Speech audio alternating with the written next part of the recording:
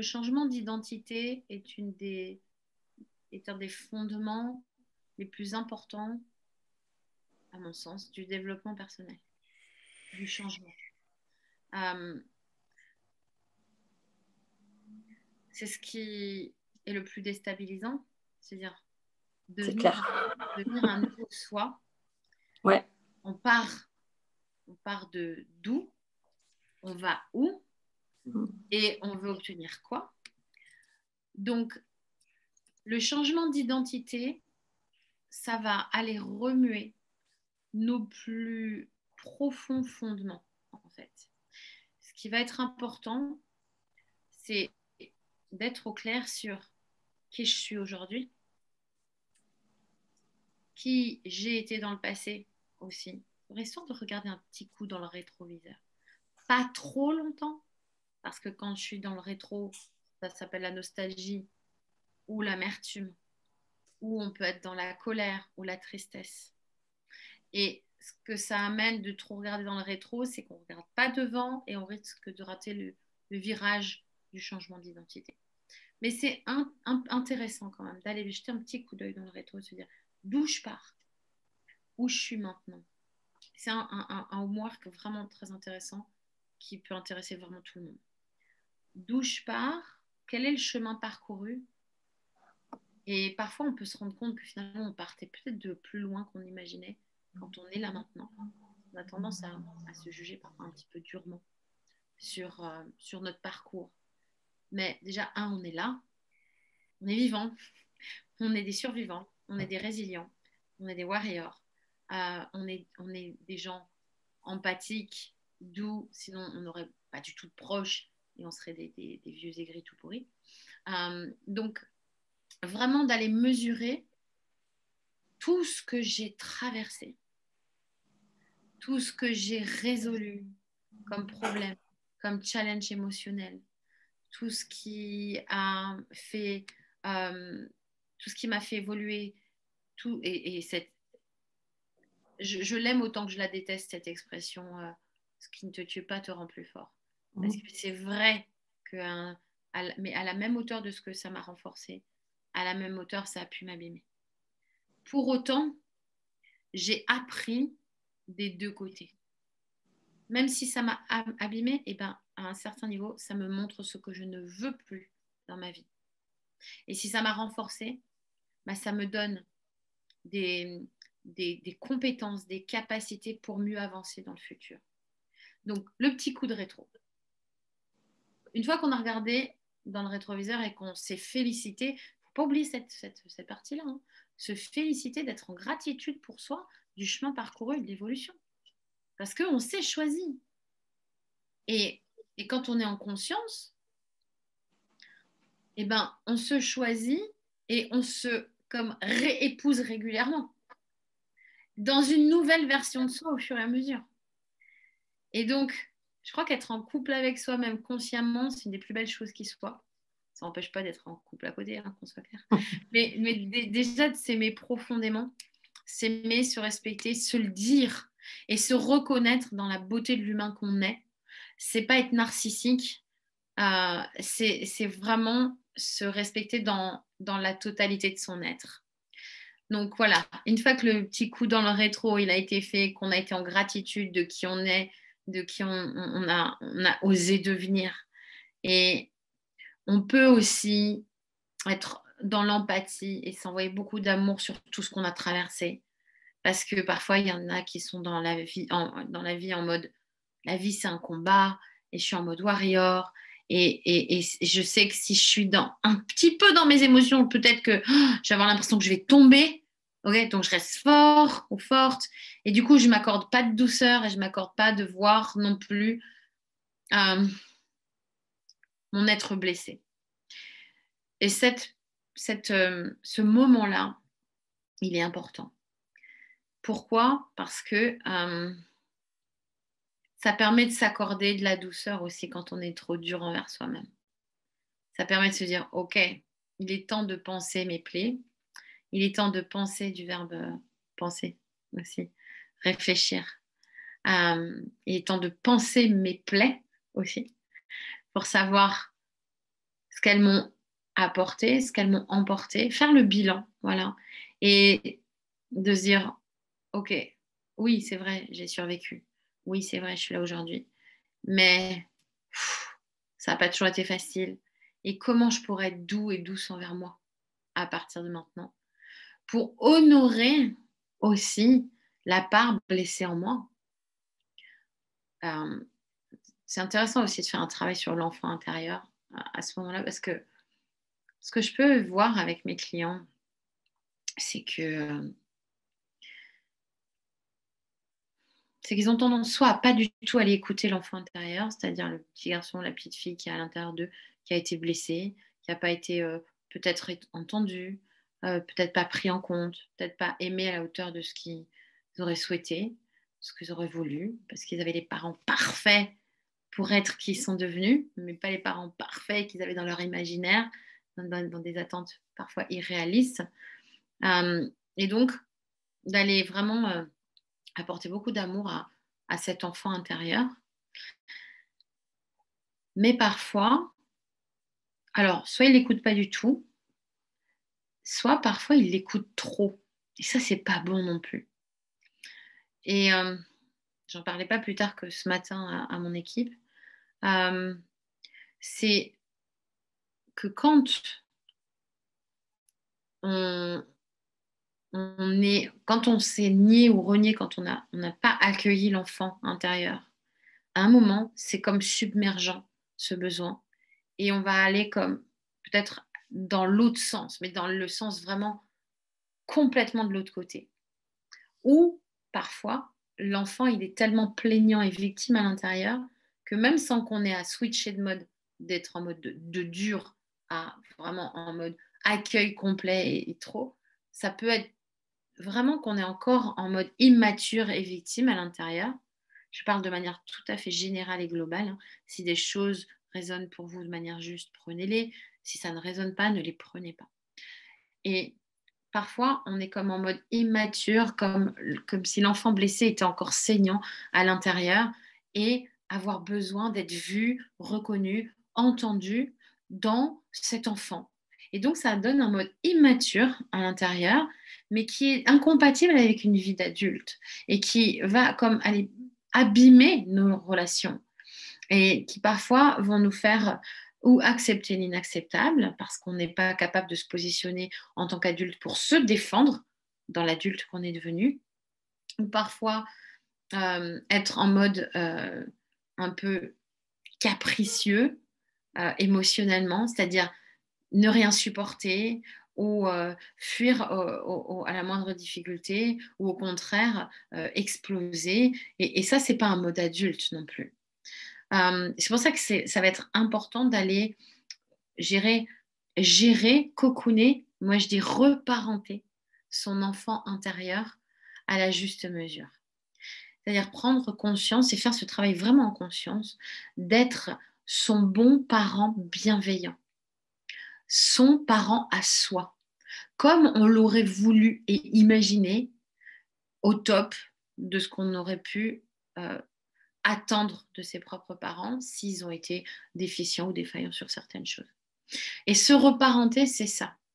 C'est comme un parent bon et bienveillant, c'est s'accueillir, accueillir l'enfant intérieur, mais comme il est, mais aller l'éduquer. Et peut-être que cet enfant, il a besoin d'être pris en compte, écouté, et puis à un moment de lui dire, bon, c'est bon, maintenant ça va, tu as été pris en compte, c'est moi qui vais gérer maintenant. Parce que je vois vraiment des gens qui se gâchent avec cette immaturité de l'enfant non accueilli ou l'enfant qui peut-être n'a tellement pas été pris en compte quand il était petit que maintenant qu'il est dans un corps de grand, ça lui donne plus de puissance, de pouvoir, de capacité. Et bien, il en joue, alors consciemment ou inconsciemment, hein. Et il va aller, cet enfant, comme prendre tout l'espace de la vie de l'adulte à l'intérieur duquel il vit.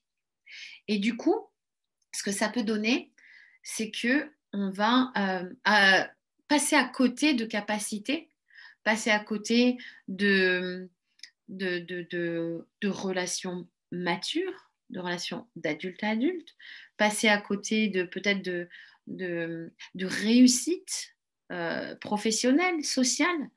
Je pense à plusieurs de clients que j'accompagne en coaching individuel en ce moment euh, et, et, et, et qui, euh, et qui attendent de moi comme si j'étais leur maman, alors que je suis leur coach. Ben non, c'est pas OK. Donc moi, je fais des recadrages et se plaignent en mode victime. Oui, mais alors, ou ah, c'est dur. Ben oui, non, mais la vie telle que tu la veux implique un prix à payer, implique euh, des choix à faire, et c'est comme ça. C'est ça la vie d'adulte. Sinon, c'est le mode capricieux de l'enfant. Et c'est OK d'accueillir les émotions de l'enfant, mais il ne faut pas que ça prenne tout l'espace. Donc ça, c'est vraiment une partie, vraiment d'aller s'occuper de l'enfant intérieur qui est primordiale dans le changement d'identité. Parce que quand on veut changer d'identité, si on n'a pas pris en compte l'enfant à l'intérieur de soi, alors il va comme nous driller, nous drainer de l'énergie, il va nous faire avoir des positionnements qui ne vont pas être justes dans notre vie d'adulte. Donc, autant les mettre de la conscience dessus et de faire ce travail d'accueil de soi. Et puis, dans le changement d'identité, il y a aussi la partie de accepter qui on est au moment présent. Là, j'ai parlé du passé, de regarder le passé, le chemin parcouru, de se célébrer, de se coucouner aussi dans tout ce qu'on a traversé. Là, j'ai parlé de l'enfant intérieur, de l'accueil et de l'éducation de l'enfant intérieur. Et là, ce dont je vais parler, c'est OK, qui je suis au moment présent. Et d'aller sans jugement, mais sans concession pour autant, aller voir dans tous nos domaines de vie, ce qu'on appelle la roue de la vie en coaching. Vous pouvez le chercher sur Internet, vous trouverez des graphiques pour vous guider. Dans tous nos domaines de vie, d'aller voir, d'aller faire le point, le bilan, sur peut-être en mettant une note de 1 à 10, 10 étant je suis au top dans ce domaine-là, 1 étant franchement il y a beaucoup de choses à améliorer, et de voir, de vous poser la question comment je pourrais passer au point supérieur dans ce domaine-là de ma vie. Quelles seraient les actions à mener ou la première action à mener pour amener ce domaine de vie dans un niveau supérieur. Voilà, c'est qui on est à l'instant T et d'aller se poser la question de qu'est-ce qui me convient, qu'est-ce qui me convient plus, qu'est-ce que j'ai besoin d'aller expérimenter, qu'est-ce que j'ai expérimenté qui me plaît pas, qui me plaît plus, qu'est-ce que j'expérimente actuellement qui me plaît pas et qui me plaît plus, parce qu'on a besoin d'aller voir qui on n'est pas pour mieux trouver qui on est. C'est un besoin normal, humain, d'expérimentation. Quand on est petit, quand on apprend le bébé, quand il apprend les goûts, les saveurs, ben, il va aller goûter un peu de tout. Et puis c'est comme ça qu'il fait ses choix. Ça lui plaît pas. Et ben c'est comme ça pour tout dans toute la vie. Et souvent, on va se construire, je dirais, par défaut. On teste des choses qui ne nous conviennent pas. Et c'est un mode de fonctionnement, il n'est pas mauvais, hein, mais ça va nous amener moins vite et moins, je dirais, et moins en équilibre, de manière moins douce et bienveillante pour soi, à nos objectifs de vie. C'est d'aller tester à fond qui on n'est pas pour aller trouver qui on est. Et alors que si on se pose et qu'on se pose les bonnes questions, qu'est-ce qui fait sens pour moi? Qu'est-ce qui me met en joie? Qu'est-ce qui me plaît dans ma vie? C'est quoi mes valeurs hautes? Et vraiment répondre à ces valeurs au quotidien, c'est-à-dire quand on va poser des actions ou qu'on a un dilemme, on a des choix à faire. Au passage, un dilemme, c'est quand on a deux choix, ce qui n'est pas un choix, c'est un dilemme. Ça devient un choix à partir de trois possibilités. Et là, on commence à être cool. À l'intérieur, ça fait pshh. Parce que quand on est dans une dualité, c'est donc un dilemme et c'est un combat intérieur. Je vous dis ça parce que c'est bien de penser en dehors de la boîte régulièrement et se dire, si j'ai un choix et que j'ai deux possibilités, alors mon premier but, ça va être d'aller trouver une troisième possibilité. Et là, on fait le bon choix. Et ce n'est donc plus un dilemme. Voilà, c'était la petite parenthèse. ce dont je vous parlais là, c'était vraiment d'aller se poser la question en conscience, parce que quand je respecte mes valeurs, je respecte mon éthique, mon alignement à mes valeurs, et je fais des choses qui me mettent en joie et en bonne énergie, et je suis en gratitude envers ce que je fais, alors ça, c'est les gages du bonheur. Vraiment. Ces 6 points sont essentiels. Et je le résume par un schéma avec mes mains, c'est entre ce que je pense et, et ce que je fais, bah, ça match. Là, on est aligné. Entre qui je sens que je suis, donc entre le être et mon comportement, mes actions, le faire, ça match. Sinon, c'est incongruent et ça ne matche pas. C'est fluctuant et je suis, je sens un mouvement qui peut donner. C'est comme la marée, hein, ça peut donner la nausée. Je ne sais même pas trop à l'intérieur de moi, ça bouge trop, quoi.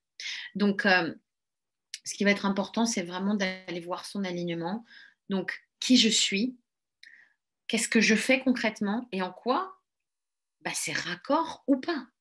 Et là où c'est pas raccord, bah, je suis désalignée. Et ça, c'est sûr que ça m'éloigne de mon bonheur, hein, et de ma paix intérieure.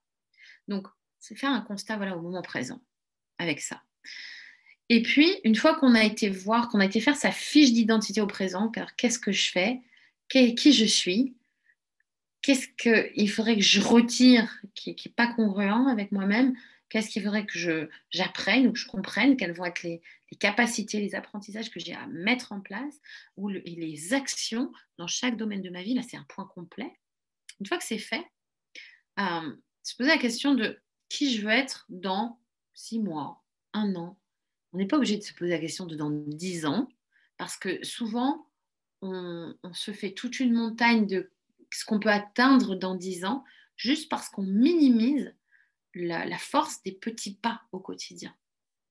Donc, c'est comme si vous aviez une échelle à monter et vous voulez commencer par le barreau du haut. Bah, on commence par le barreau du bas, le deuxième, le troisième, et du coup, on la monte l'échelle. Mais si on va considérer tout le haut de l'escalier, on se dit ah non, mais jamais j'arriverai à aller jusque là-haut si je saute d'un coup. Non, évidemment, à moins d'être un Yamakasi ou une puce et de faire un super saut, on ne va pas y arriver. Donc c'est sûr qu'on va se démotiver et on ne va pas le faire. Donc l'idée, c'est vraiment d'aller poser, d'écrire, c'est quoi mon plus petit pas, ma première action pour aller vers mon but dans chaque domaine de vie. Et en se posant la question du qui je veux être dans 6 mois ou dans un an, et pas beaucoup plus loin, là, on fait un dernier travail qui est juste génial sur sa nouvelle identité. Parce que ça va être le moment d'aller se poser le nouveau moi de dans 6 mois ou le nouveau moi de dans un an. Idéalement, si tout était possible, parce qu'en vrai tout est possible, mais c'est important de se poser la question comme ça, si tout était possible, qui je veux être dans un an? Quelle vie je veux avoir? Et on se refait la roue de la vie dans tous les domaines de vie. Qui je veux être dans un an?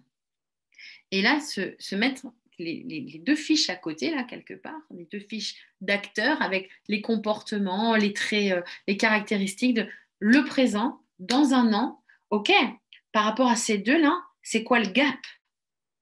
C'est quoi les ponts? Et du coup, qu'est-ce que je dois faire en moins? Qu'est-ce que je dois retirer? Qu'est-ce que je dois faire en plus? Quelles sont les actions à mener? Et voilà. Et là, après, on est au clair. Là, après, on est au clair et on a donné une direction à son cerveau, au SRA, au système réticulaire activateur, c'est-à-dire le GPS du cerveau. On a donné une direction et cette identité de dans un an, une fois qu'elle est écrite, fermer les yeux et la vivre, se passer le film. Ça permet d'aller faire des nouvelles connexions neuronales. Se passer le film émotionnellement, c'est-à-dire vraiment imaginer et aller vivre dans son corps avec ces nouvelles émotions de son soi dans un an. Parce que aller le vivre par le corps, ça permet vraiment de faire une programmation complète, y compris vibratoire énergétique.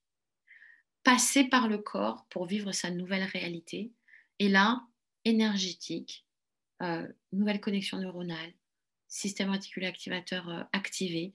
Là, on rentre l'adresse vraiment dans le GPS, quoi. Et le plus précis possible. C'est-à-dire, si je veux aller à Paris au pied de la Tour Eiffel, dans mon GPS, je ne vais pas parler en négation, je ne vais pas dire je ne veux pas aller à Rome, je ne veux plus aller à Londres, et franchement, Madrid, ça ne m'intéresse pas. On va mettre Paris et on va être précis, sinon on va se retrouver à Montmartre, à Pigalle, on ne sait pas. Donc, on va mettre l'adresse précise et, si possible, les coordonnées géographiques les plus précis possibles. Et ça se fait au niveau du cerveau grâce à la visualisation émotionnelle. C'est-à-dire vraiment à visualiser, à imaginer et vivre dans son corps. Qu'est-ce que je vais ressentir dans le moi du futur? Qu'est-ce que je vais ressentir dans le moi du futur? Si on veut pousser le truc un peu loin, et qui est vraiment très efficace. Il y a un outil en programmation neurolinguistique, en PNL, qui permet vraiment d'aller comme hacker le cerveau. C'est d'aller visiter, quand on imagine le soi du futur, d'aller l'imaginer sur un écran, d'aller passer le film parfait et de soi aller grimper, monter dans l'écran et rejoindre le soi du futur et d'aller poser toutes les questions du mais comment tu as fait ça? Et qu'est-ce que tu as mis en place pour tel truc? Ça, c'est vraiment juste génial. Et d'avoir un dialogue de soi à soi. Et ensuite, d'aller comme rentrer dans le soi du futur, intégrer ce corps du futur et ressentir à l'intérieur. Et ça, c'est très puissant pour aller connecter avec les émotions dont je vous parlais. Pour aller connecter vraiment à l'adresse exacte du GPS. Et là, à partir de là, c'est parti, on y va. Le travail est complet et il se fait. C'est-à-dire que même inconsciemment, au quotidien, on va aller comme se programmer pour aller vers ça. Et la cerise sur le gâteau, cherry on the cake, chaque matin, vous mettez en place la routine avec visualisation de votre futur vous, comme vous l'avez ressenti dans votre corps et tout ça. Et au fur et à mesure de cette routine, ça va intégrer dans tout votre corps, dans tout votre être, y compris vibratoirement. Et on sait très bien que pour obtenir un changement, on ne peut pas l'obtenir en vibration basse. Il faut se mettre en vibration haute. Okay? Et donc, en le vivant comme ça au quotidien, chaque matin, c'est comme si vous téléchargez la nouvelle version de vous-même chaque matin. Et à partir de ce moment-là, quand vous devez prendre une décision, vous vous posez la question en mode « Que ferait le moi du futur ?» Et vous prenez vos décisions avec cette question-là. Que ferait le moi du futur? Ce qui fait que vous allez petit à petit prendre les décisions qui vont vous amener à ce moi du futur. Et à un moment, vous êtes devenu ce vous que vous aviez programmé. Et quand c'est atteint, offrez-vous ce grand cadeau de faire le même travail avec le vous de 1 an plus tard. Et c'est comme ça qu'on grimpe step by step.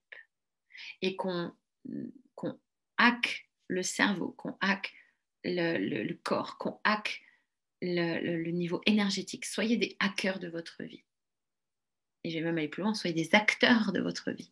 Et pour être des acteurs de votre vie, soyez des hackers parce que le cerveau est là pour vous servir, sauf si vous n'êtes pas le pilote de votre vie. À ce moment-là, votre cerveau, il va être en mode automatique et il va juste vous amener à de la survie. Et il va faire ça très bien. Il va faire ça très bien puisqu'il est programmé pour ça depuis la nuit des temps. Sauf que il va vous garder dans une zone de connu, une zone de confort.